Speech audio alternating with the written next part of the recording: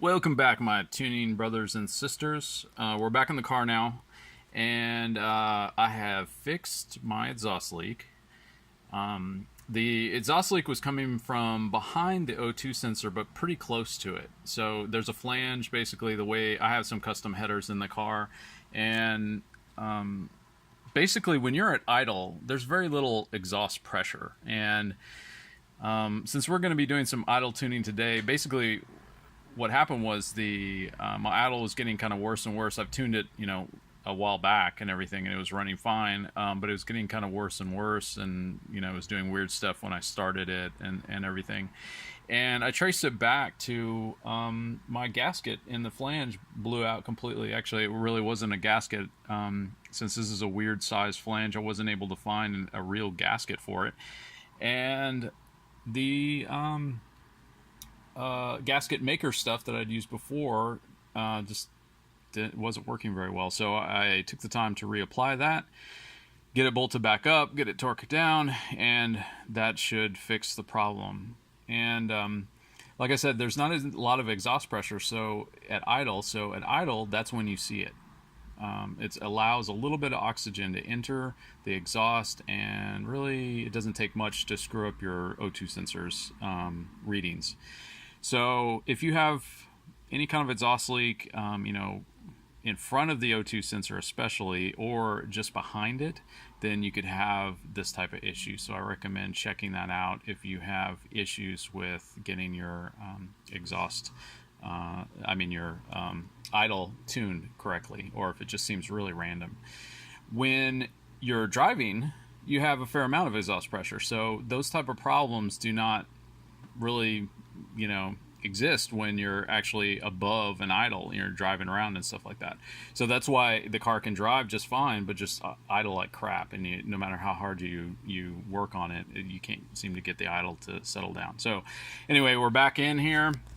I've got the Tuner Studio connected up to the car. I'm gonna flip maybe back and forth between Tuner Studio, the camera mode, and Tuner Studio mode or computer mode, depending on what we're doing at the moment. But so basically, to start out, what we want to do is, since we don't get too many chances at purely cold starts, we want to crank it over and just listen. You don't want to have your foot on the accelerator or anything. What you're listening for is it struggling to start? Does it need more air? If it does catch immediately, that's good, but immediately look at your AFR and see if that's rich or lean or something like that. My AFR does like this because that's where it sits when you start the car. That's like the default thing when you've got the car powered on but not started. So that's the first thing. So we're going to check this out and see what it does with just a straight start. So, all right, so key is on. I heard the fuel pump run, and we're going to try to crank it over and see what it does.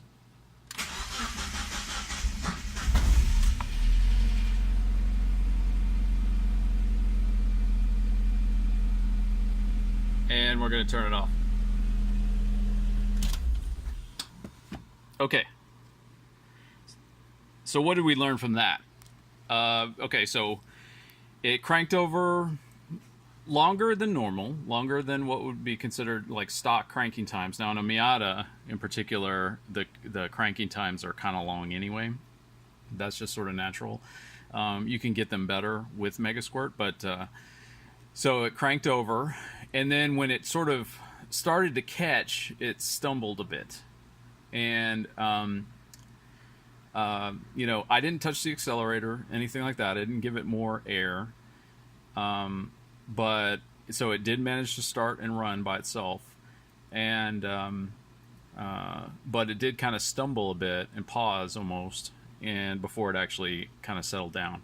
Once it caught, it did settle down. It sounded smooth, but as we saw, it was rich. It was running about 12. So that's like super rich.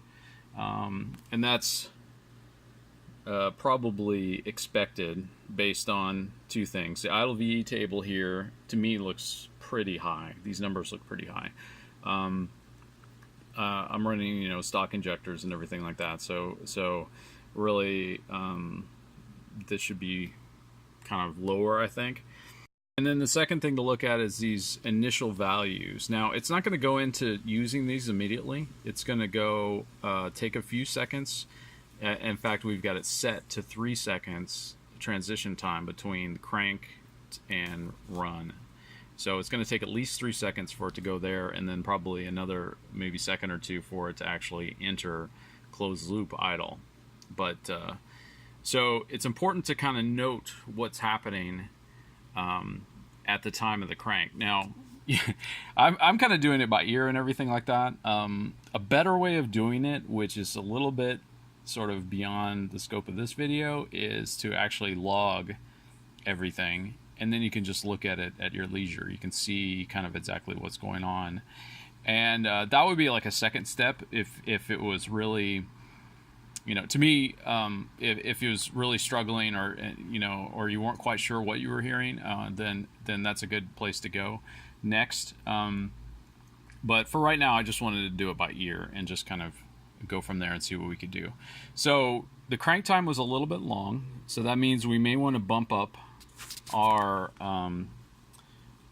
crank duty cycle, and so we can go up here, in here, and basically you can find the duty cycle and maybe bump this up a little bit and see what it does. Now, admittedly, the other thing about the crank is you don't want to get too caught up in that. This car has actually been sitting for nearly a week. So that's another thing, another aspect to keep in mind. Any car is going to start a little bit slower after a week of sitting. So I may bump this up just a little bit, and then we'll see what it does. All right, so I turned on the... I upped the cranking duty cycle just a tad to give it a little bit more air. And, well, I've got two things on the screen right now. Number one is I got my dashboard behind me. And just open with the idle tuning dashboard that we covered in the last video. And so I'm looking at these numbers. And then I've also got the after start enrichment. Now remember, these are cumulative. So the after start enrichment and your warm-up is happening at the same time. So it's giving it quite a lot of fuel right at the beginning. And this after start enrichment, when it's cold, is going to happen for, you know, a few seconds. So a few seconds into it, it's going to be getting like a lot of fuel, you know, relatively speaking. Then the after start enrichment is going to go away, and we're going to be left with this over here. So I'm going to start it again and see what it does in terms of the AFR. You know, now that I've given it a little bit more air with the cranking duty cycle. So let's see what that looks like.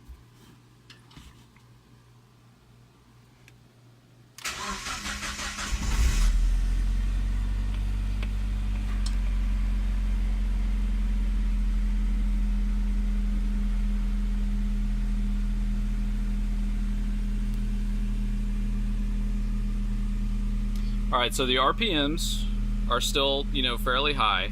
It's definitely not going to enter closed loop because closed loop starts at 1100. So it's basically giving it a fair amount of fuel to start off with.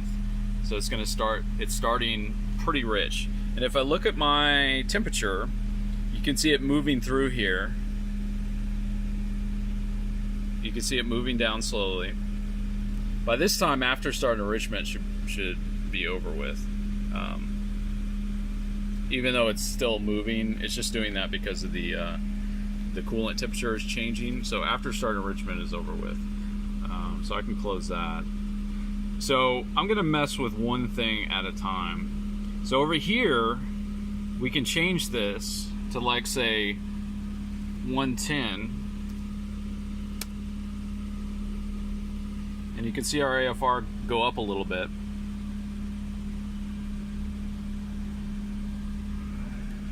And our map is at 33 kilopascals. So that's pretty good. You basically want as much vacuum as possible. So somewhere in the 30s, low 30s is going to be pretty good. So we're still at 11.8. That's pretty rich still. So let's make a bigger change to like 102. Let's see what that does.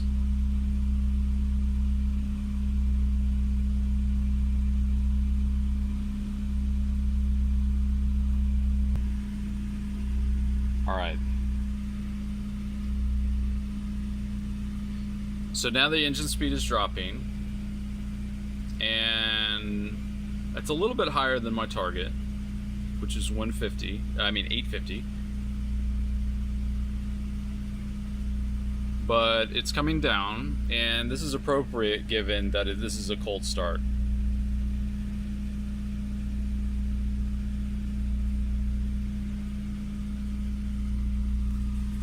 So now if we look over here, these numbers are actually pretty darn rich. So honestly, this is it's a percentage adder to this idle table.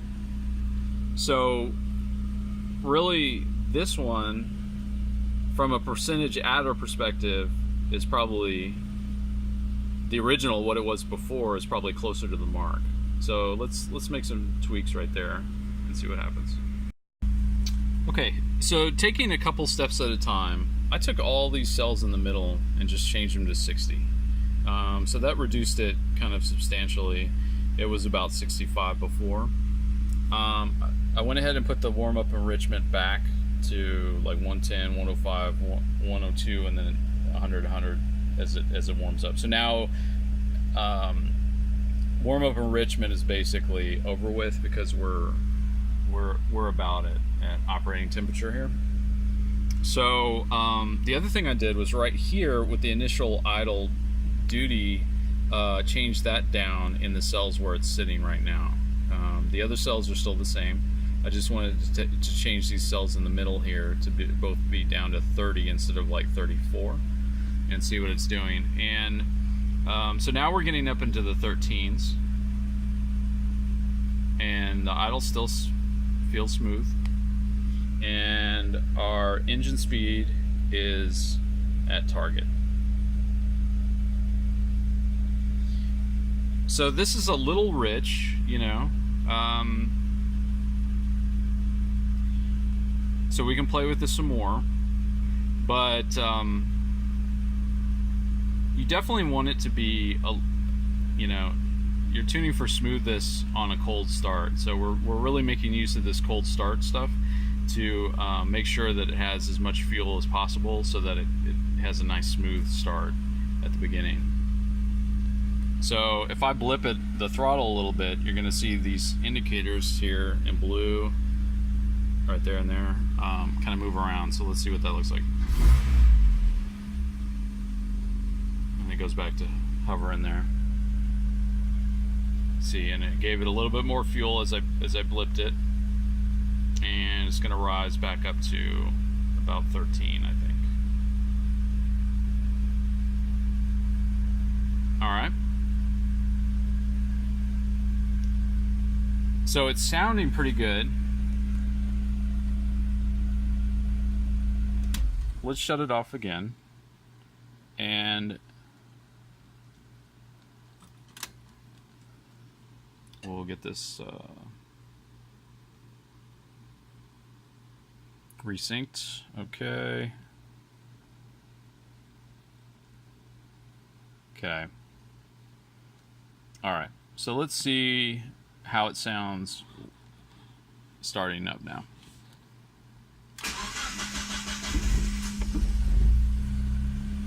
Okay. So crank is a little bit long still, and we've got still that little hesitation. It's better than it was, but it's still there. So we're gonna try playing with that. All right, a couple tweaks later. I put the fuel right about there because as I was getting the AFR closer, my map was getting too high.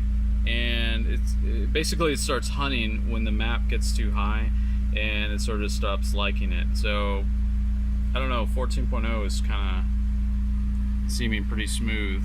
Now the other thing is, when you're sitting here, you want to try blipping the throttle to see what it does.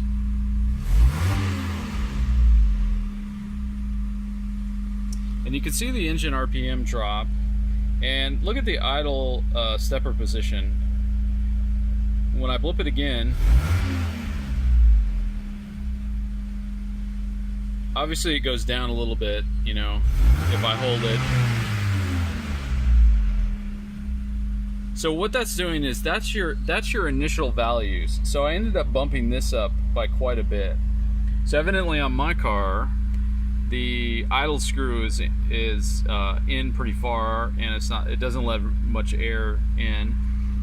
So that's why the idle valve position is kind of the thing that requires, you know, maybe the most kind of playing around with, because it can be different depending on who's worked on the car. So I upped this a lot, because what I was seeing was this was bouncing down to the 90s and staying there, and what that caused is that instead of being in the 800s for the RPM, it would hang out around 650 and work its way up within a few seconds, but still 650 is pretty low. It should really never do that. So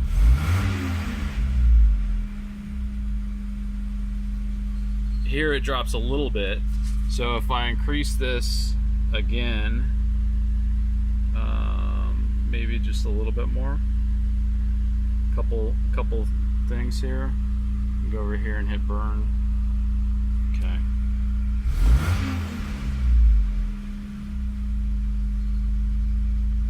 So that's better. You know, you don't want it to drop below really 750 or definitely 700. You want it to be up higher when you blip the throttle. Also, another thing to look into is that if you blip the throttle and there's a moment's hesitation, like it sounds like it's almost stopping or about to stall right when you blip the throttle, you may want to look at your Excel enrichment screen. And so I haven't tweaked it from the base map.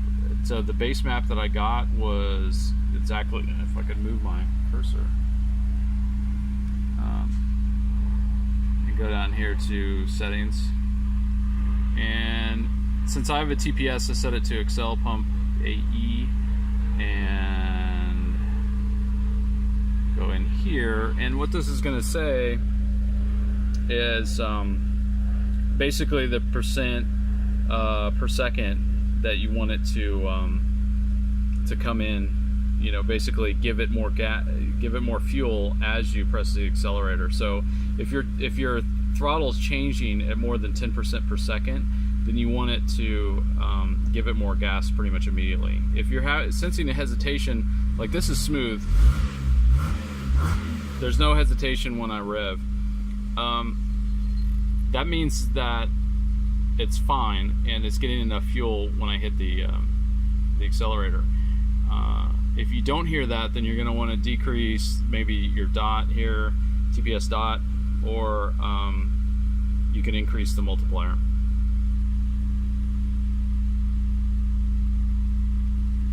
Alright, so these initial values are what's causing it to know sort of where to go to.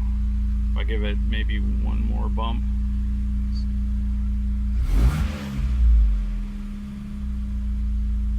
There we go. That's even better. It's actually better to rev a little bit high than it is to fall below your target. Just have it drop to your target more slowly. Give it a couple more bumps and burn. There we are.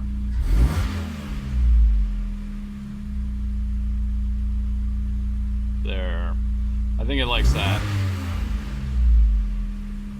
We still need a little bit more duty cycle, I think, during cranking, and so at this point it's not really going to be a valid test for me to play with that because we're really warm. I upped this a little bit more on my car. This seems high to me based on my experience, but on this particular car, it's this seems to be a bit better. So that allows you to get it to crank and catch more quickly. So I came back out after letting the engine cool down, so it's a bit later in the day, and just to see what it's doing. And basically it's working well. Cranking was good, and it's still in the warm-up phase. So you can see that when you rev it, it takes a little while to drop back down. Once it's up to full heat, it'll drop it back down immediately. It won't hang like this quite as slowly. This isn't really a hang, it's just a slow return, which is kind of what you want. At this in this weather, you know, it's like 90 degrees ambient. It's not really necessary, but this is the kind of thing that the OEM ECU does, especially when it's cold out. So it's gonna hang just a little bit, and then ease on down to target. So that's pretty much perfect right there. That's what we want. Now this isn't dialed in too much, you know. It's all still left at 55. I mean, it's basically fine. We're still a little rich. We're running about 14, but it seems to be happy that at that point, whenever I put the AFR a little higher by giving it less fuel, it starts kind of hunting just a little bit. So I'm leaning towards not too big a deal. Just keep it like this.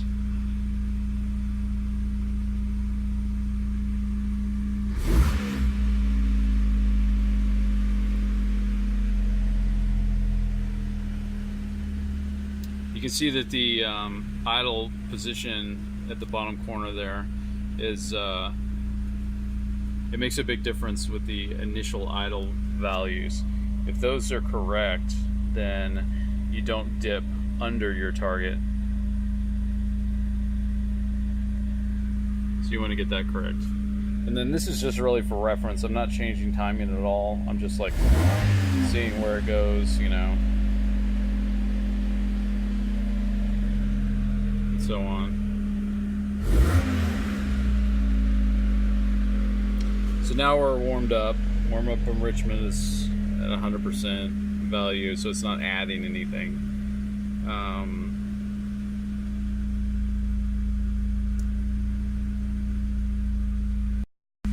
Oh, and I forgot to check one thing. Let's see what the idle up does. We had set it before to idle up when the AC goes on. So we've got our AC indicator right here. All right, so let's see, clicking on the AC. And as you can see, our indicator went red, so that means AC is on. And we idled up successfully. So sitting here a little above 1,000.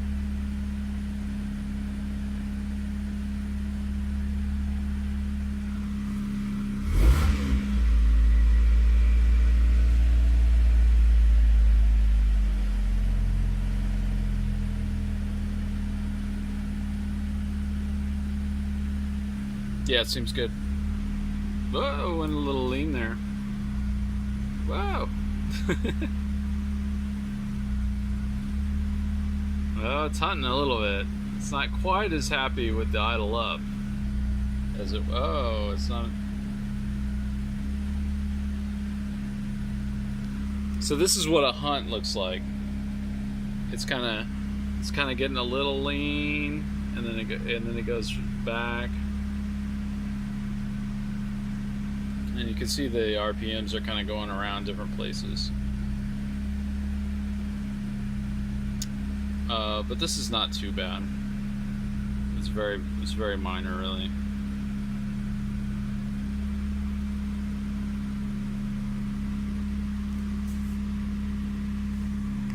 All right, so let's turn that off. See how it recovers.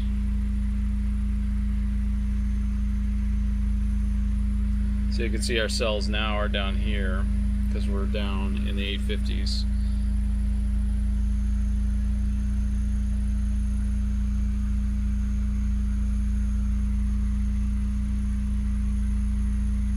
There we go. So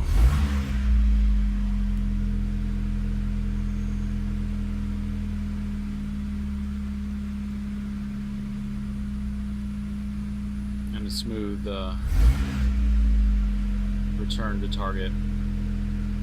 It's not the fastest return to target, like we could tweak this a little bit. Right in here, this is probably still a little high for those cells, because I just kind of modified it across the board. But this is not bad.